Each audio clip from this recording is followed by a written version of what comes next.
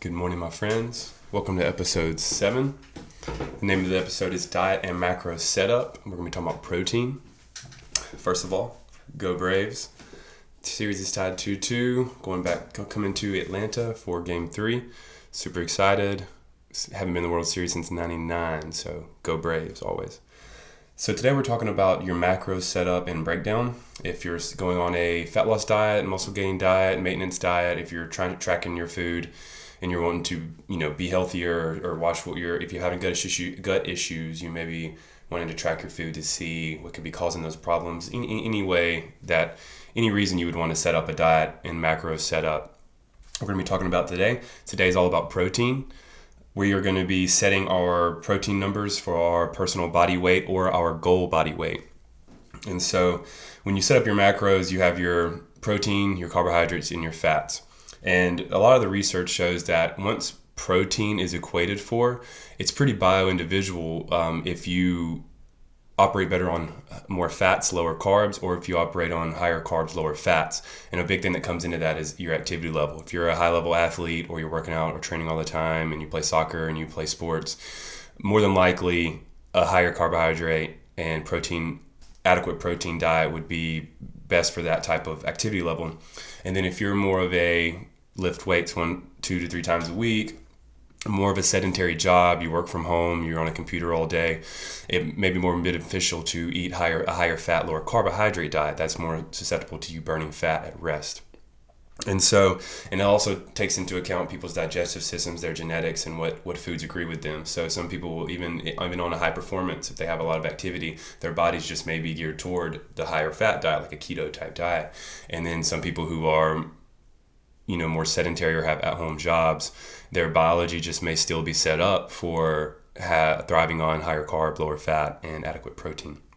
But as you hear, the mainstay of everything is adequate protein. So when we're setting up your macros for a diet or your eating style, our big focus is protein, and I'm going to go through why that's the most important thing today. And so when we set up our protein numbers, we want to set it up based off of our current body weight, which would be like a maintenance set. Or if you are trying to diet down and lose 10 pounds, we're going to use your goal body weight. So say you weigh 200 pounds, then we're going to use the 190 pound goal body weight marker for your protein setup. And so in my opinion, when you set up a diet like this, you really can just focus on the protein numbers at first. If you have never tracked your macros, you haven't had protein based at every meal, things like that, then if you set up your goal protein numbers and you pursue those, I believe that you can start seeing fat loss results, muscle gain results, whatever your goal is. Because when you have adequate protein and when we are pursuing that amount of protein our body needs, there's something called the protein leverage hypothesis, and it states that our bodies inherently will try to eat as much, will continually be hungry and want to eat until we reach our protein threshold for the day. And so if you use that hypothesis, then if you're eating quality protein at each meal, and you're eating enough protein for your body weight goals, then tracking fats and carbohydrates and things like that can get a little excessive, especially in the beginning. So I would say you're a 200 pound male and you want to cut down to 190 pounds and you want to use your target body weight for your protein goal, you're going to aim to get 190 grams of protein. And the hypothesis states that once you get to that 190 grams of protein, you should feel less hungry, you should feel more satiated, and your body should have enough of the things it needs. And if you're eating quality protein up to that amount and basing most of your meals around that, then adding healthy fats and clean carbs here or there, and even any carbohydrate source or any fat source around that, you'll find that you eat less of those things. So if you're focusing on protein, eating up to your protein number, you are naturally going to eat less fats and less carbohydrates. So most people, without tracking, if they only track their protein or aim for the protein goal, they will see fat loss, they will see improved health and improved things.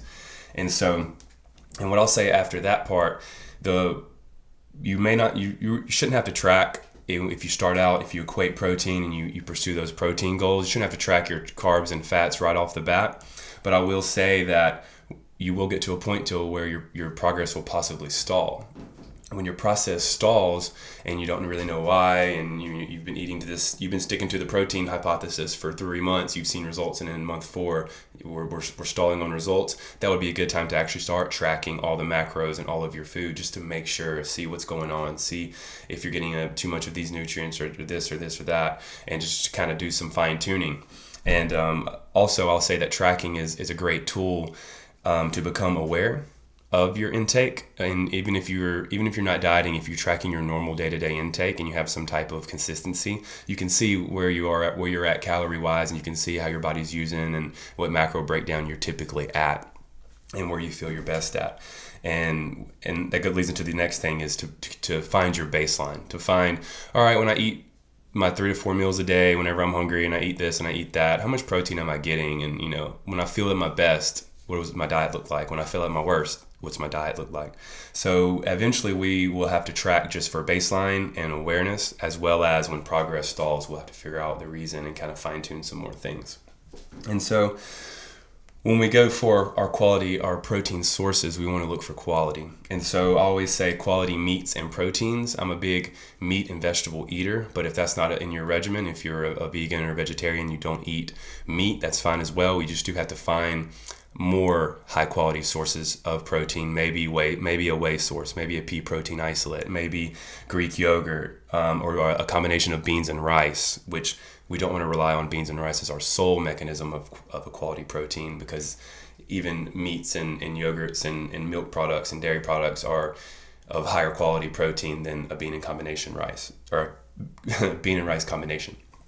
And so when we eat quality meats and protein, quality meats and quality protein has very bioavailable amino acids and protein building blocks. And so when we eat the quality proteins, we are absorbing the 90 something percent of these proteins. And sometimes when we aim to get our proteins from just vegetables, the bioavailability of those vegetables may only be like 50, 60, or even lower percentage of what we are going to absorb. And so quality meats gives us bioavailable amino acids, and we absorb and utilize almost all of them. And so that's really key. And quality proteins and quality meat sources are also very, very rich in vitamins and minerals. And so it lends to a very good whole food, nutrient-dense diet. And so when you're having quality meats and proteins, you're getting a lot of vitamins and minerals and B vitamins, which is a lot of people who are on the vegan and vegetarian route, they lack the B vitamins, which are needed daily for our body to thrive. And so another thing about the amino acids is that all the meats and quality proteins are going to contain all 9 essential amino acids, which are essential. We need those. So if it has all 9, it's a quality source. And if you absorb 90-something% of it, it's a quality source. So some examples and options of quality meats and proteins are going to be grass-fed beef, wild-caught fish, free-range eggs, Greek yogurt, combination of beans and rice, chicken and pork, pasture-raised preferably, and whey protein, just to name a few. There's many protein options, but all those are high quality. And if you were to base your meals around a few of those each day, you would be getting a lot of good amino acids. You're getting a good protein, hitting good protein numbers for the day, and you're getting toward that protein leverage hypothesis, to where you're getting enough protein, you're going to start feeling satiated, you're going to start feeling full, you're not going to be wanting to eat all the time, especially if you have the mental discipline as well. And so at each meal, I aim for this, and I aim for an 80-20 rule. So 80% of the time, I aim for my plate to look like what I'm about to tell you. And then 20% of the time, I have my pizza night. I'll have my ice cream and, enjoy myself. And I predetermine those nights of the week. So we have a pizza night on maybe a Thursday or a Friday night. And then a Tuesday night after dinner, I'll have a pint of avocado ice cream or something like that. And that's my 20%, my enjoyment foods, my going out and having dinner with friends and doing that sort of thing. But I do aim to get 70 to 80% of my intake from quality protein sources based around what I'm about to tell you. So having a protein base, and then so you have a plate of food and you have about a fistful of protein as your protein base. So it's grass-fed beef, some meatballs, some burger patties, some eggs, something like that as your base. And then you fill in from there. You're going to want to fill in healthy fats, proper fruits if that's in your dietary protocol and at that time. And we're going to also, before that we even get there, we want to make sure we have proper hydration and mineral balance early in the morning. And then when we get to our first meal, we want to have a good protein base with a vegetable. And so it may not be that sexy, it may not be that sound that great to wake up and do your routine things for a couple hours and eat your first meal and it's a protein and a veggie. But that's what my protocol calls for, and I'll explain that more in depth in a moment. And so what you want to aim for is having a plate which with a fistful of protein base in the middle. We want to add in healthy fats like grass-fed butters or coconut oil or extra virgin olive oil, and that will come in the form of what we cook in. So our healthy fats mainly come from what we cook in, and then you also have some saturated fat that'll come from the beef if you're eating beef. So it's all different sources there, but your healthy fats are typically going to be sources that you cook with, and or things like avocado and peanut butter and just, other sources of food that are made up of fats.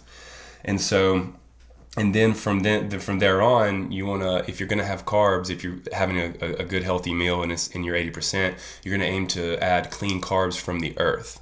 And so things like tubers and rice, so we got potatoes, sweet potatoes, rice, oats. So we're going to call those clean carbs because they're harvested from the earth. We also want to make sure that our gut agrees with them. So we could add whole grains and things like that into this category, but gluten and gliadins and the other things that are in grains even more things that we are just now discovering actually will interrupt some people's gut linings and have gut digestive distress. And we don't want that because that will not allow us to absorb and utilize our foods properly.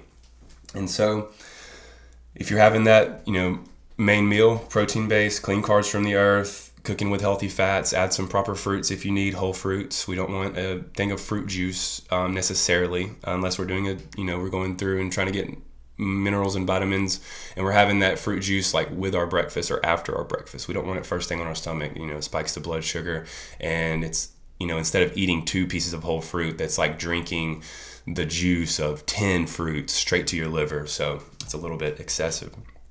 And so, I have a method called the Mindful Method, and it's a 90-day process. And I would say it really includes little to no, and I would rather you eliminate. For the first 30 days, we do no dairy, no gluten or grains, and no added sugar for 30 days. And then we also may remove lectin-rich things like some beans and legumes. We'll just, do a little research there.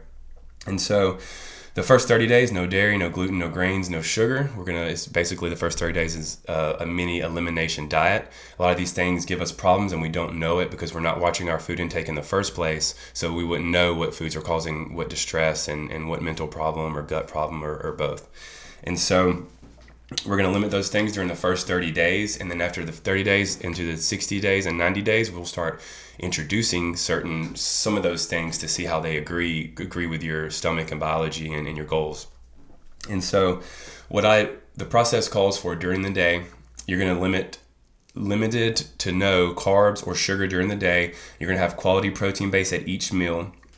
And what this does is it will allow for your body to adapt into burning fat during the day and deplete your glycogen during the day. So my process has you limit your carbs and sugar, and you're basically eating quality protein and healthy fats and vegetables during the day for your first meal especially, and then your second or third meal.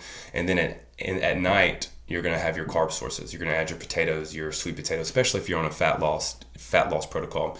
At night, you're going to have your sweet potatoes, your potatoes, or rice, or maybe oats, just a carb source. Because what we're doing during the day is we're depleting our glycogen stores, and we're going into a fasting mimicking state. And so we're going to take in healthy fats and quality proteins throughout the day to put our body in more of a focused state and a fat burning mode. And so we can get our work done. We can do our things. We can finish our to-do lists and our calendars and get some work done. And then later in the day, especially at dinner, you're going to add those carbohydrate sources, which are actually going to replenish your glycogen storage for the next day, as well as increase some serotonin in the brain and help you to feel calm for the night. And it can actually help most people sleep at night. So no carb sources during the day. Aim for quality protein and healthy fats and vegetables, and for the first meal especially, and then hopefully the first 1 to 3 meals, and then your 4th or 5th meal, or however you're eating, your dinner is going to be protein based and clean carbohydrate rich if possible. And then always, you can have a dessert or something a little extra after dinner at night, like say you have a little bit of ice cream or make yourself a little, yogurt parfait dessert. It's a good time to do that. Save it all for the nighttime. Have a big dinner, eat some carbs and proteins, maybe lower the fats as well. Cook with the healthy fats, but don't have a high fat source in your nighttime meal. Save those carbs for that nighttime so that you can replenish your glycogen stores. You can calm your body and nervous system, put you into a rest and recover mode. It'll help you sleep that night. And then when you wake up and you kind of in the middle of the night, when you kick into that fasted state and then you go into that next morning, once you get on a routine of doing this for 30 to 90 days, your body will know, all right, when I wake up, it's go time. I'm in a good state. I'm gonna have some coffee in about an hour or two. Do some meditation. I'm going to work for a few hours. Then I'm going to have me some eggs and spinach. Then I'm going to go get more things done. And then a few hours later, I'll have another meal. And as we go throughout our day, we save our carbs and our tasty treats more at night. So if we're doing an 80-20 rule every day, then our 20% will be saved mostly for the nighttime. And so it locks you in mentally to really dominate your day and be focused throughout the day and eat clean, eat well all day. And then you enjoy yourself at night. And I will say, it doesn't go to say to indulge at night. And then that'll lend us into digestive issues while we sleep and bloating and gas and things like that. So you don't want to overindulge on that nightly meal. But I'm just saying to add your carb. If your diet and your macros is calling for 100 to 150 grams of carbs a day, you're gonna have 100 to 150 grams of carbs at night. Enjoy them. Enjoy yourself. Get some good sleep. Get some good rest and recovery. And then you start the process over that next day. And so the mindful method calls for, no sugar, no carbs, quality protein and veggies throughout the day. Eat your carbs at night, fill up, replenish the glycogen stores, get energetic for the next day. And what it does is, it allows your body to learn how to burn fat as fuel during the day and to replenish at night and to recover while you sleep. And so that's just going over some of the protocols for protein and the other protocols for the mindful method. When you're doing the simple 30 days of no dairy, no gluten, no sugar, and you're doing quality protein and veggies and healthy fats all day, and then clean carbs and protein and veggies at night. When you add these other things in, it helps you get through the morning time and the day even better. And so the protocols for the mindful method are: when you wake up, first thing, you need to hydrate. You need to drink 16 ounces of water. I would like you to put a pinch of salt. If you're lowering if you have a high intake of highly processed foods, I would not recommend the salt. But if you are going on a fat loss diet or cleaning up your dieting and eating habits, then you're more than likely going to start eating a lot of nutritious and whole foods that you cook yourself or get prepared somewhere, and they will actually be low in sodium. And once you adopt a low, highly processed diet and a high whole food diet, you actually will be low in sodium. So that's why when I wake up first thing in the morning, I do a 16-ounce glass of water, a little pinch of salt in there, and a squeeze of lemon, half a lemon or a whole lemon. Just squeeze that in there, take down that 16 ounces of water. What you'll find is we very dehydrated over the nighttime when we wake up, and our bodies really thrive when you're properly hydrated, and even when you're slightly dehydrated, you do not thrive mentally or physically. And so when we wake up, we want to make sure we're getting that water intake first thing. And what you'll see also is that also will subside hunger for a lot of people. And you'll actually just feel better first thing in the morning without having to reach for a cup of coffee or this or that. And so feeling good when we first wake up in the first hour or two of our day is what our bodies are supposed to do. When we wake up first thing in the morning, we have a pulse of cortisol, which is a stress hormone, but it's a mobilizing hormone. It makes us feel up and ready to go when it's adequately coming up throughout the morning. And so if we wake up and use that cortisol, we drink us some water. So the protocol calls for you wake up, drink 16 ounces of water with a pinch of salt and squeeze of lemon. And then I would like all of my clients, or if you are going into this protocol, or what I personally do and do with others, is right after that 16 ounce of water and hydration, I go and use the bathroom, brush my teeth, and then right after that I go into a meditation. I'm doing a breathwork meditation, either for 7 minutes, 10 minutes, 20 minutes, sometimes very longer. So I don't recommend that at first. But doing a 5 to 10 minute meditation first thing in the morning after you hydrate can really set you up for breathing properly for the day. So we want to breathe through our nose, deep in our nose and deep out our nose, and just get that process going. You could literally sit and set a timer for 7 minutes and just breathe deeply for 7 minutes. Don't overcomplicate it. We want to not think or do meditation perfectly, and it's not really like that. We really want to oxygenate, get our body woken up, And what I do is I aim to visualize and see my day that I'm having forward. And if I'm on a diet or fat loss goal, I foresee myself making good food choices. I see myself not snacking during the day in between meals. I see myself not drinking sugary beverages multiple times a day. I see myself not having those carbs or sugar first thing in the morning or even throughout the lunchtime period of the day. I see my goals being accomplished. I see myself being able to do them, and I see myself feeling good and able. And so incorporating that in your day first thing in the morning is breath work, it's meditation, it's visualization. You really want to set your day up on a positive note. And so I say, wake up, hydrate, sit down, do some breath work, meditation, just breathe in a quiet space by yourself for 7 minutes or so. And then about an hour, during that process, that if you do the hydrate, use the bathroom, meditate for about 7 to 10 minutes, all that, you're going to be about 30 to 40 minutes. Like I was saying, you'll be about 30, 40 plus minutes into your routine. So about an hour or two, or hour and a half or so during that process, and after you wake up, will be a good time to then start a cup of coffee or a tea. I do a green tea. I swap between doing a green tea in the morning, a blended green tea, a blended chai tea, or a blended coffee with only a scoop of calf and 3 scoops of decaf. So I'm not putting too much caffeine in every day. I'm increasing tolerance and losing the benefits of that.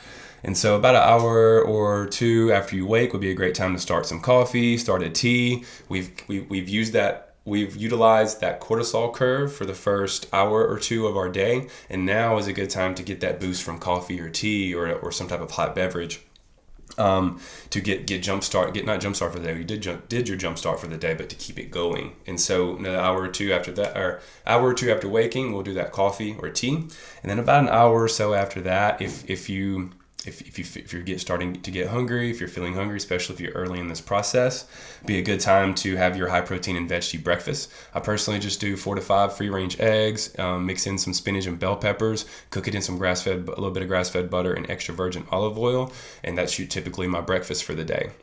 Sometimes I'll also have like a little small cup of Greek yogurt with honey and berries for some probiotics and prebiotics and benefits from berries and things like that.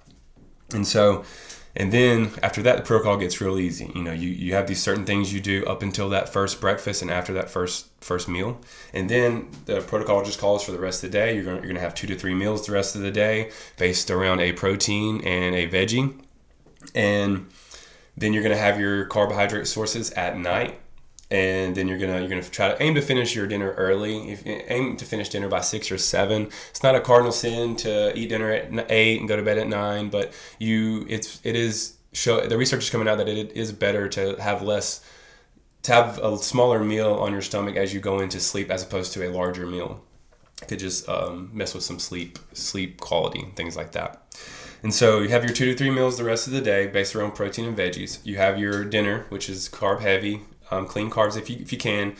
Aim to finish early, and dessert's okay. If you want to have a little bit of dessert, we don't want 2 pints of ice cream, but maybe half a serving or 2 of one of these things to enjoy our night.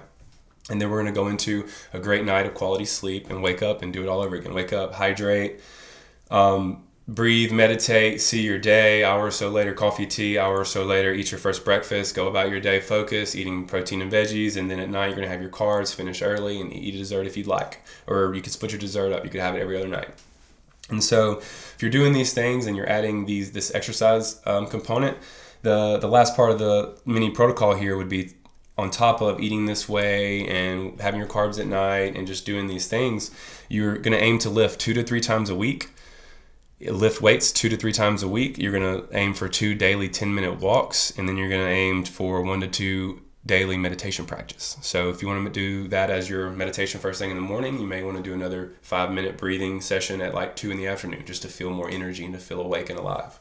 And so that's it for the protocol, you guys. So our thing today was our diet and macro setup, and we're focusing on protein. When we equate our protein and we pursue getting that amount of protein, typically our carbs and fats will kind of settle in, and we can play with them as our diet or fat loss phase goes. And once you get that set up, you're really looking for quality protein sources and vegetable sources, and you're aiming to have no sugar or carb during the day so your body can dip into your glycogen stores and to burn fat and to learn that mode, as well as eating your carbs at night with a little bit of dessert here and there. And make sure you're lifting 2 to 3 times a week, as well as going on 1 or 2 daily walks, as well as 1 to 2 daily breathing and meditation habits. So that was episode 7, you guys. If you have any questions, comments, DM me on Instagram, email me at fitnessfrombradley@gmail.com. I appreciate any feedback. I appreciate your time. If you made it this far, let me know if you need anything. Have a good day. Namaste.